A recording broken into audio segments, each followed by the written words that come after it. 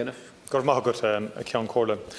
Dúspáir déanam chomhrón le taglaí gach aine a forbás días gan vírus corónach. Is géir chéim ó fása é seo ó thaobh cuasaí sláinte de agus gan áras geillegar na tíre chomá. Tá anna chuid daoine díostathe tír agus is léir go méid dúchláin ollmhór roing amach sa todhchaí.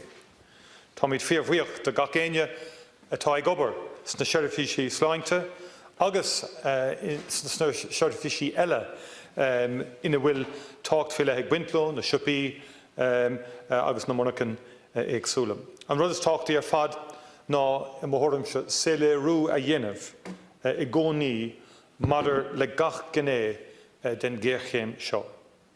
Mar hampla cábhail na clusters agsúla, cábhail siad lonathe, an bhfuil feibanna fiile in áiteanna fiile nó in ionad fiile. Agus is ceisna táchtach iad son agus mthorm se tá míad ag glóraigh níos mó I le rú ar ceisna den Taoiseach. Our first thought today must be with the 1,190 families who have lost a loved one during this pandemic. Their suffering and the struggles of the thousands more who have required urgent care are a reminder to us all that this pandemic has been every bit as serious as we feared. This unique and terrible crisis has required an exceptional response, not just here, but also throughout most of the world. It is another proof of how much we rely on each other, locally, nationally and internationally. Throughout the past 2 months, every part of our society has played a role in the response to the pandemic and has felt its impact. I believe that the resolve to do everything possible remains strong. No one believes that the threat is gone, and no one expects a rapid reversal of every control measure. However, there is a real and growing uncertainty, and for many a deep unease, founded on the lack of clarity about what the next steps are. The government should never forget that Dáil Éireann, much of the media, and of course the Irish people have been willing to suspend much of the assertive oversight which a free democracy like ours insists on.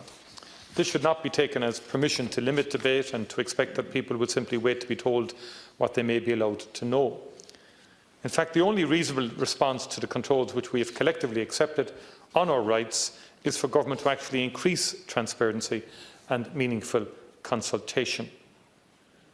Every significant study ever undertaken into the response to major emergencies has shown that trust depends on transparency and effectiveness depends on allowing different voices into discussions.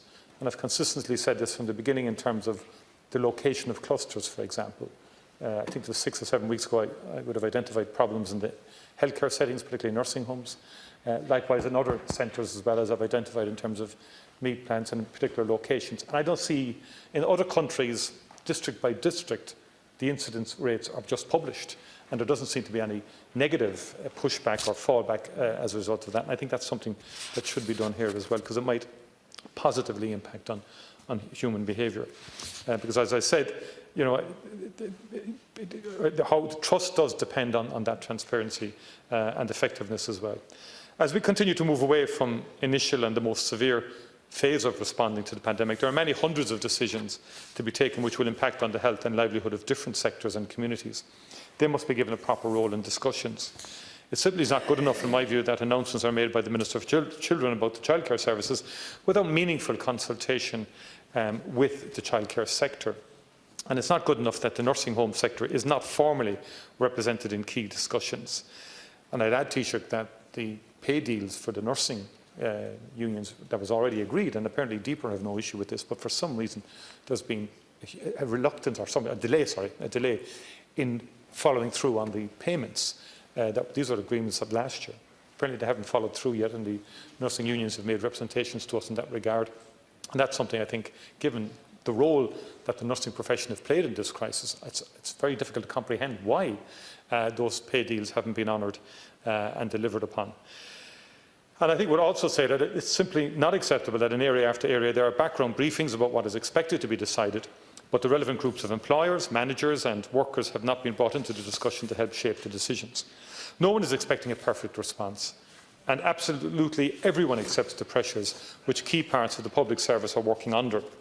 However, the spirit of common purpose is not being used enough, and critical discussions simply have to be more systematically opened up to inclusive participation. As things stand today, there is widespread unease about the lack of clarity on the basis upon which decisions will be taken. This is not the same as a demand for certain decisions, simply a wish to be told in direct terms what the triggers are for certain key policy decisions. Such clarity has been provided by governments in many countries. Last week, the Taoiseach said in response to the Dáil asking for clarity that decisions on lifting restrictions would be taken in light of three general considerations: epidemiology, hospital and ICU capacity, and the ability to quickly test and trace. Yesterday, party leaders were told in unequivocal terms that testing is now not an issue in terms of the lifting of restrictions. I think it was in response to a question that was put by Deputy Alan Kelly. And I just think we need a bit more clarity on that, given what has been said to date on this. The premature announcement of testing capacity in the past was acknowledged, but we were told that the capacity is in place to carry out more testing and will be in place later in May as well. We're also told that while hospitals are operating well within capacity at the moment and at a capacity which other countries have seen as providing for possible increases in COVID cases, there is a desire to be careful on this front, and I understand that. Where there is no clarity is what the triggers will be in relation to epidemiology. The reproduction number has been below 1 for some weeks, and the public information suggests that the main concern is hotspots rather than broader community spread. We also need more information and more answers about the impact on other health issues of decisions taken in relation to the pandemic response. In recent days, doctors in many countries, including Ireland, have been drawing attention to the fact that we must understand that delayed diagnostics and treatment in other areas will lead to higher non-COVID mortality. And I think the Taoiseach has referred to that in his remarks as well. Most of the diagnostic capacity of our country is lying idle, so too is much of our national public and private capacity to treat other diseases. Doctors throughout the country are reporting how people are not presenting with diseases such as cancer, which has not suddenly become less prevalent. I'd say on the private hospital issue, that still hasn't been resolved, and I think there's a bit of a mess made, I think, in terms of how on the contractual issues around that have delayed really treatments, and I think it should be every effort should be made to bring that to a conclusion, so that we can get more procedures done in the interest of patient safety and continuity of care. We need an urgent assessment of what is to be done to address all of this. And I think a really significant second strand has to develop a non-COVID strand in terms of our acute hospital system. And as I've said, part of it is in relation to the private hospitals, where the spending of many millions on empty wards, cannot be justified continually. I understand the reasons why it had to be done initially. We did need a capacity, but we need to be utilising it to the maximum. It has been reported that tomorrow there will be a cabinet meeting, and the Taoiseach has said that, after which you will announce a strategy for the period ahead.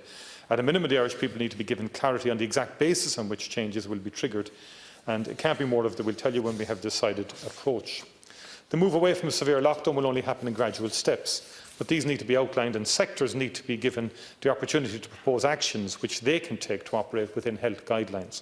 While the science is absolutely clear, the shaping of policies to respect this science requires debate. Without a clear proposal from government on future steps, Dáil Éireann and the media will not be able to perform their core roles of oversight and debate, and we will be denied the opportunity to represent voices which currently feel marginalised in the discussions. In the coming weeks, a proposed social protection estimate will be brought before the Dáil. This estimate is required as a result of the unprecedented scale of the economic impact of the pandemic and policies to respond to it. As we have said to the Government, this vote requires proper scrutiny. It cannot just be presented as a measure to be nodded through. We will be insisting that there be a detailed review of the proposal, such as it would receive if normal work were in place. And as part of this, we want a full and open assessment of the economic impact of the pandemic. At the moment, we have macro assessments, but very little beyond this, and we are concerned that there are many issues which have not emerged yet. We want to hear a full assessment of the impact on the finances of public companies. For example, we are currently operating a public transport system which is receiving almost no revenue, and the NTA have been less than responsive to their need. What is to be done to fill this gap? We can see throughout Europe that governments are preparing bailouts of public companies and nationally critical enterprises. For example, the German government is preparing an enormous funding package for Lufthansa.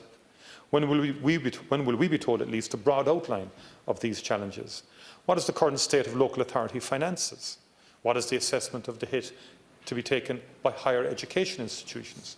And there are many groups of workers who need us to consider their situation. Fixed-term workers in research facilities are critical to the response, but they face heightened uncertainty about their status. And frankly, it's not acceptable that workers abandoned by Debenhams in what looks like an opportunistic timing of store closures are having their names taken by Gardaí when they undertake responsible socially distanced demonstrations. They cannot be deprived of the right to draw attention to the situation. In the next report on a just transition, if I just conclude, in relation to climate change, it was emphasised that the digital transition also carries with it major social and economic challenges. And if it's true that habits developed during the pandemic will lead to an acceleration of the digital transformation, we will need an acceleration of measures to help those adversely affected by it. And on face coverings, again, I think there's no credible alternative now to adopting their use, particularly in public transport. Other countries have assessed their role, and I'd ask Taoiseach if you might. I think there's going to be some advice coming shortly on that. Thank you, Micheál Martin. I think the shared national effort has achieved much in the past 2 months. We all know it's not over, but we need an inclusive approach to preparing for what we do next. Thank you.